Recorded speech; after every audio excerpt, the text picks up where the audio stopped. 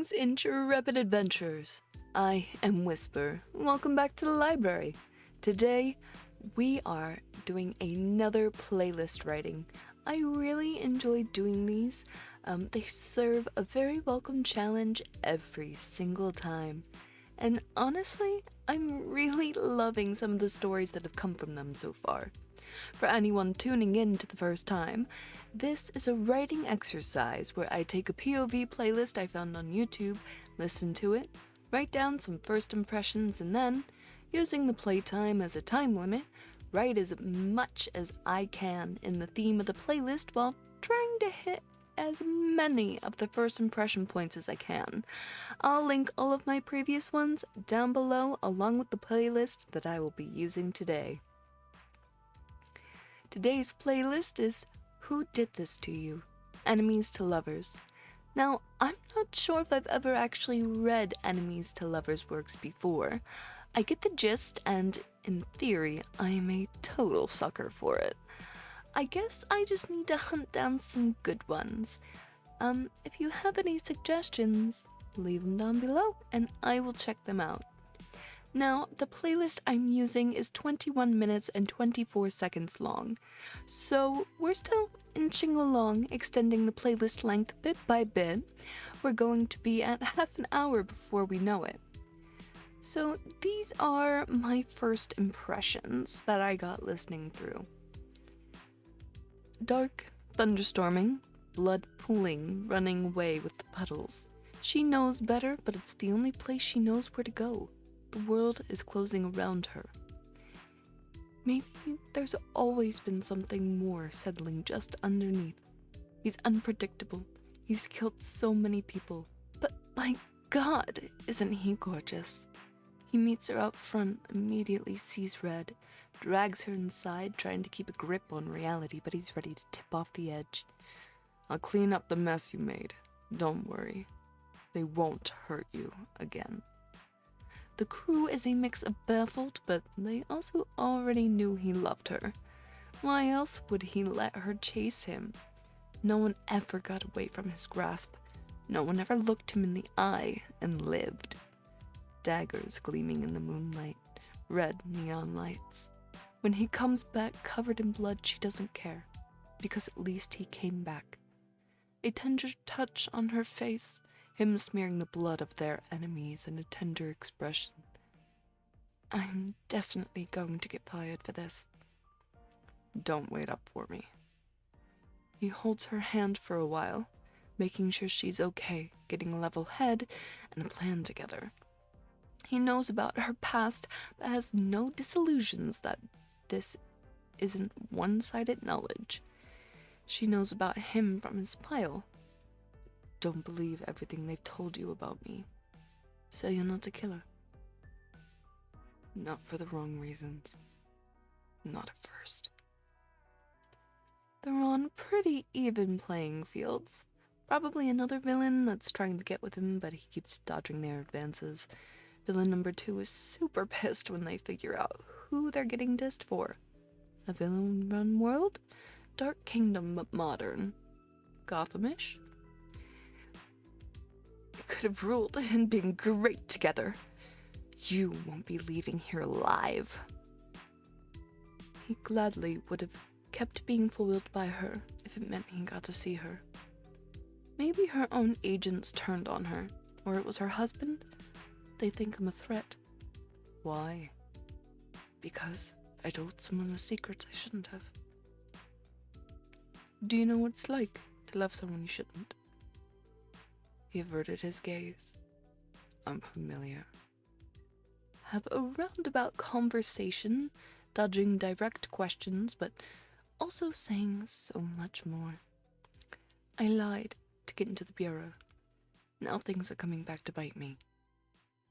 In the red of neon lights, it was hard to tell the stains on his clothes were blood. One would have thought he was dripping from the storm. He was always enticed by things he couldn't have, and she was on the top of his list.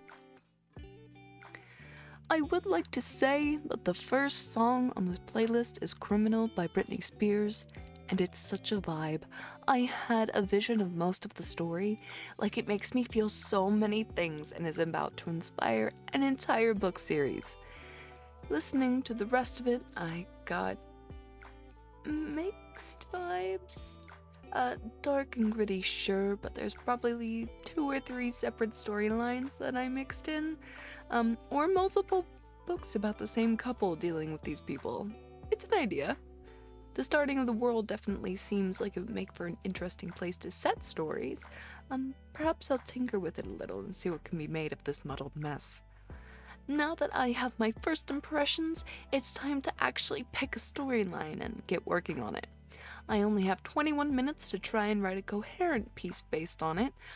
Once I actually jumped into it, I'm not gonna lie, my brain did decide to stop working a few times. It was a struggle in quite a few spots. There was also a lot going on in what I was envisioning, and I wasn't actually sure what to add to the scene. But in the end, I wrote 760 words, just a touch longer than the last one I did. The results are something. I almost want to push myself to write a trilogy out of this. So here it goes. They were right about rage. How it simmered, then built and built. The more you tried to put a lid on it, the more you tried to contain it, the more it wished to escape. It nagged and burned and screamed and chewed until you finally let it go. Exploded. His rage burned him, coursing like white-hot lava through his veins. A dark figure had stumbled its way up the path to his abode. There was only one person on this earth that security would have let past. Then there she was, collapsing on the ground, a dark river flowing from her somewhere. He could see it, even through the CCTV camera's black and white grain. Overhead thunder roared, and lightning hissed and crackled. How far had she come? He abandoned any pretenses he may have had, bolting down the marble stairs, out the glass door, and out into the downpour. The rain was frigid, blinding. It stung his skin, but his rage warmed him as it boiled. Was the black night pulsing red with the flashes of light, or was it him? Keep your lid on, he told himself. He threw himself on the ground, kneeling beside her body. He rolled her over gently. A grimace spread across those soft features, a cut across her lip, a swollen eye, and a big dark stain spread across her white shirt. He cursed, lifted her, and carried her inside. He started to shake somewhere deep down in an untouchable place, the place where the magma sat. Curious eyes watched as he took her through the compound. A few people began passing around money. The first aid station was where she needed. No, she needed a medic. More than that, a hospital. She needed someone who could do so much more. As he placed her on the cot, his hands trembled. The house medic was there at her side. She did a once-over, yelled at him to hold rags down on the wound. She barked so many things at him, but a hollow, numbing feeling was working its way up from his toes. His ears rang. Finally, this stupid hero gained enough consciousness to utter a sentence. I didn't. She took a long, shuddering breath. I didn't have anywhere else to go. Who did this to you? He demanded in a low, growling tone. Keep calm. Keep it in. She laughed, then coughed, then laughed some more. Maya. God, so stupid. You are. He was almost glad she was laughing. Almost. She chuckled again. Secrets. Gods. It's always the secrets that get you. She paused, a wince contorting her face. Never really safe with anyone. He stood. Her hand chased his. He looked at her, and he wondered if she could see the emotions that were boiling in him. That rage, that fury that had his vision pulsing a crimson he hadn't seen in so long. Come back, she said softly. He squeezed her hand gently, nodding. She let him go, and he let the last grip on himself go with it. Fire, hot, boiling lava, he could feel it. He turned sharply on his heel, fists clenched at his sides. He'd find them. He always found them, and when he did, "Welcome back, sir," said the man in the weapons room. "I heard you're going hunting. You always need a good gun for that." "No guns," he told him. "I'm gonna make 'em bleed." "Very good." The weaponsmith in the tailored suit slid out a drawer. Inside sat beautiful, gleaming silver daggers. They were meticulously polished so they never tarnished. They hadn't tasted blood in far too long. They would get their fill and more this dark night. He took them, tucking them away in the places he knew he needed. How long had it been since he'd done this? Guns were quick, clean, but daggers, knives, how intimate. The blood ran down your hands. They were silent, and knives were truly the only way to do revenge. He hadn't always been this man, and that place where she came from, that place that sent her here time after time, no matter how many plots he let her foil, they were the reason for this man. He could have been her. She could have been him. Neither of them could have been this. He always thought maybe in a different life those nights he found himself dreaming of her would be happy dreams. Dreams that didn't leave an ache in an empty place.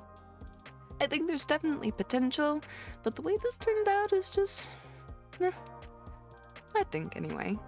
Maybe you all think it's better, who knows. I really enjoy doing these little writing challenges, just rewriting, making ambiguous characters with ambiguous backstories. Also, in the middle of writing, I realized how similar this one is to the last one I wrote. Sans vampires this time, but still. Maybe I didn't do the last one correct to the theme, or maybe this one isn't correct to the theme. Either way, the stories exist now, and I'm having fun doing them, and I think that's really all that matters. I also hope you're having just as much fun as I am following along. Let me know down in the comments below, and as usual, the link is in the description for this playlist, so definitely go give it a listen. I hope I get to see you all in the next one, and until then, keep dreaming, and farewell.